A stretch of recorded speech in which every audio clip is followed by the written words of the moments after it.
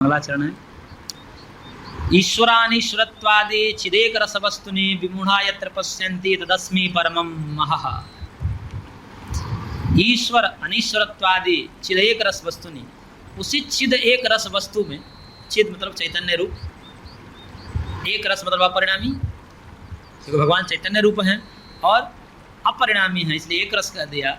और उसी अपरिणामी चैतन्य रूपी एक वस्तु, एक पदार्थ ही है भगवान, उस एक वस्तु में ईश्वर अनीश्वरत्वादि विमूढ़ा यत्र पश्यन्ति, विमूढ़ लोग यानी कि मूर्ख लोग जहाँ उस चिदेक रस वस्तु में क्या देखते हैं, ईश्वर अनीश्वर का भेद कर देते हैं, जड़ चेतन का भेद कर देते हैं, भेद को देखते रहते हैं, वो समझ नहीं पाते, वो उसको समझ ना पाते हैं कि ये जो है चैतन्य अपरिणामी है, सब में एक ही हैं, सब में वो एक ही भगवान हैं, सब में अनुस्यूत हैं, वो सब ये सब नहीं जान पाते। इस कारण से जो भ्रम का भी कारण है, योगियों का जो ज्ञान का कारण है, मूर्खों के भ्रम का कारण भी वही है, भगवान ही है, क्योंकि वो उसमें भ्रमित है। ऐसे विमूढ़ा जिसमें देखते हैं, यत्र चिदेक रस वस्तुनि, जिस एक चिद रस वस्तु में विमूढ़ा ईश्वर अनिश्वरत्वादि पश्यन्ति, ईश्वर और ईश्वर के रूप में, जड़ चेतन के रूप में भेद करते हैं, है भेद नहीं लेकिन भेद करते हैं। तद अस्मिं परमं महः, वो मैं ही हूँ, इस रूप में मानव मैं उपासना करें। एक अहम ब्रह्मास्मि की उपासना की जाती है ना, तो मानव मैं ही हूँ, अहम ब्रह्मास्मि, मैं ब्रह्म ही हूँ, तत्त्वमसि इत्यादि वाक्य आते हैं, उपासना की जाती है। क्योंकि उपासना का स्वरूप होता है कि उपास्य के साथ एकात्म हो जाना, उपास्य को अपना रूप ही मान लेना, मैं ब्रह्म ही हूँ। ये हालांकि उत्तम कोटि के उपासक करते हैं, मध्यम कोटि के उपासक नहीं कर पाएंगे इसको। तो उत्तम कोटि के उपासक हम ब्रह्मासी के रूप में, तत्त्वमसि के रूप में मैं ब्रह्म हूँ, ऐसा अभेद कर देते हैं। तो वह चिदेक रस वस्तु स्वरूप कौन हूँ, मैं ही हूँ, परमम। अब सांख्य शास्त्र को थोड़ा सा भाष्य करने की उपयोगिता बता रहे हैं, क्यों सांख्य भाष्य करना मेरे लिए आवश्यक हो गया। तो करे कालार्क भक्षितम सांख्य शास्त्रम ज्ञान सुधाकरम कालावशिष्टम भूयोपि पूरयिष्ये वचो मृतैहि। करेंगे ये सांख्य शास्त्रम ज्ञान सुधाकरम, सांख्य शास्त्र का विशेषण दिया ज्ञान सुधाकर, ज्ञान का सुधाकर, सूर्य सुधाकर चंद्रमा को बोलते हैं ना। तो ज्ञान रूपी चंद्र, क्योंकि चंद्र शीतल होता है, सूर्य के लिए इसलिए उपमा नहीं दिए कि सूर्य थोड़ा तीक्ष्ण होता है, कभी कभी दुख भी देता है, लेकिन चंद्रमा 12 मास सुख देता है, इसलिए ज्ञान सूर्य नहीं दिया, बहुत सावधान है, देख रहे हैं। शीतलता प्रदान करता है, जीवों के दुख को दूर करता है ना, ठंडक पहुंचाता है जीवों के हृदय में, उनके त्रिविध ताप को दूर करके, इसलिए सांख्य शास्त्रम ज्ञान सुधाकरम, ज्ञान चंद्र हैं। लेकिन कैसा हो गया था, कालार्क भक्षितम। अब देखिए यहाँ पर सूर्य के उपमा दे दिए किससे, काल रूपी सूर्य ने जिसको भक्षण कर लिया था, मतलब समय रूपी सूर्य ने, सूर्य को थोड़ा यहाँ पर उपमा दे दिए नष्ट करने वाला। काल रूपी सूर्य, जैसे कभी कभी ग्रहण आदि में क्या कर रहे थे, सूर्य में चंद्र ग्रहण आदि कैसे होते हैं,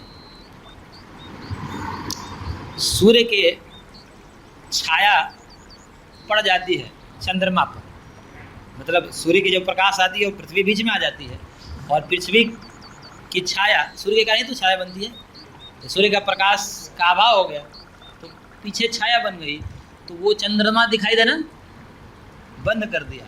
तो मानो कोई एक सूर्य रूपी, काल रूपी सूर्य आया बीच में, और उसने अपना प्रकाश का अभाव फेंक दिया, किस पर, छाया फेंक दी चंद्रमा पर। तो चंद्रमा क्या हो गया, ग्रहण लग गया, चंद्रमा पर ग्रहण लग गया, चंद्र ग्रहण लग गया। ऐसे मानो बीच में कोई काल रूपी सूर्य आया और अंधकार डाल दिया सांख्य शास्त्र पर। तो सांख्य शास्त्र इस जगत से लुप्त जैसा हो गया था, लुप्त हुआ नहीं था। जैसे चंद्र ग्रहण में भी चंद्र खत्म नहीं होता है, नष्ट नहीं होता है, हमारे लिए नहीं दिखता, तो क्या चंद्र, इसलिए कहीं कहते हैं कि किस देश में ये चंद्र ग्रहण है, बोला कि अमुक अमुक देश में चंद्र ग्रहण रहेगा, यानी कि अमुक अमुक देश में नहीं रहेगा, यानी वहाँ से चंद्रमा दिखाई देगा। तो कहने का मतलब चंद्र ग्रहण की उपमा इसलिए दे रहे हैं क्योंकि नाश नहीं हुआ था सांख्य शास्त्र का, क्योंकि नाश हो जाता तो ये कहाँ से निकाले? कुछ देर के लिए दिखना बंद हो गया था, काल रूपी सूर्य ने उसका भक्षण कर लिया मानो, तो दिखना बंद हो गया था। लेकिन वस्तुतः क्योंकि ये सब भगवान के ज्ञान है, कभी नष्ट नहीं होते, कहीं ना कहीं रहते हैं।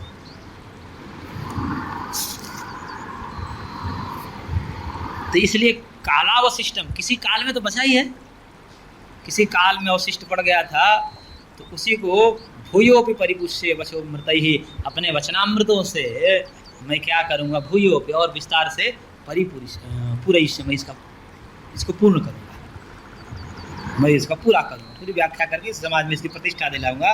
तो ऐसा नहीं है, सांख्य नामक भी कोई शास्त्र है, क्योंकि बीच में जो है ऐसा समय आया, तो पहले तो नास्तिकों का समय आया, फिर आस्तिकों का भी समय आया, जो सांख्य शास्त्र पर उनको निगल लिए, अद्वैतवादियों ने सांख्य शास्त्र को निगल लिए, खंडन कर दिया, शंकराचार्य आदि ने खंडन कर दिया। तो मानो ये सब क्या थे, भक्षण करने के लिए तैयार हैं, और शंकराचार्य तो सांख्य को भक्षण करने के लिए ऐसे तैयार है मानो कि उनके शत्रु ही सांख्य है। इसलिए कहते हैं सांख्य को प्रधान मल्ल के रूप में मानते हैं, बाकी को तो कुछ समझते नहीं। कहते ये सांख्य, ये न्याय वैशेषिक तो ये और मीमांसक के हमसे बहुत दूर है, ये तो टिक ही नहीं सकते हमारे आगे। टिकता एक सांख्य है, इसलिए उसको प्रधान मल्ल के रूप में, यानी कि प्रधान योद्धा, पहलवान एक होता है ना, यदि आप भारत के शरीर को पछाड़ दोगे तो ये मान लिया जाएगा कि आप सबसे ऊपर हो। इसलिए उन्होंने और किसी को नहीं रखा, सामने किसी को रखा, सांख्य को, और अपने आप विजय भी घोषित कर दिए कि मैं हरा दिया। कोई उनको सांख्य वाला मिला नहीं, लेकिन अपने आप से भाषा लिख रहे हैं और उसी में उसको हरा दे रहे हैं, अपने घर में बैठ करके हरा दे रहे हैं।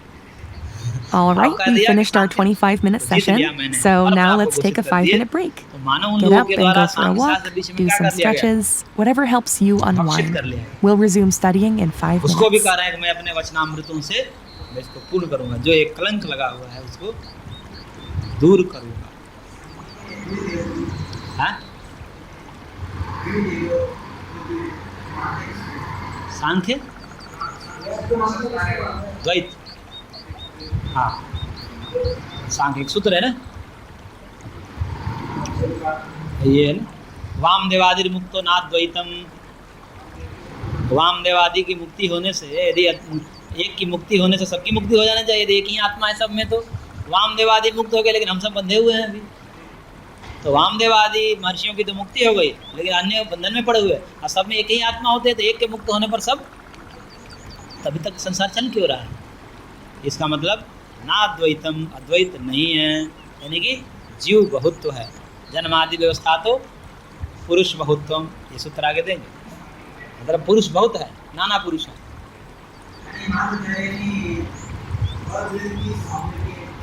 कौन?